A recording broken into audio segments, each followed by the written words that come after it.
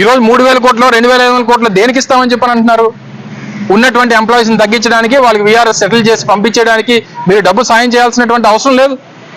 ప్లాంట్ని ఏ రకంగా కాపాడాలి, ప్లాంట్ని ఏ రకంగా ప్రైవేటైజ్ కాకుండా చూడాలనేటువంటి దాని మీద ఏదైనా సలహాలు సూచనలు మీరు ఇచ్చుంటేనో, మీ నిర్ణయాలు చెప్పుంటేనే బాగుండేది అనేటువంటిది మేము చూస్తూ ఉన్నాం. నేను ఆ రోజు కూడా నేను గాజువాక నుంచి పోటీ చేసినప్పుడు కూడా చెప్పా.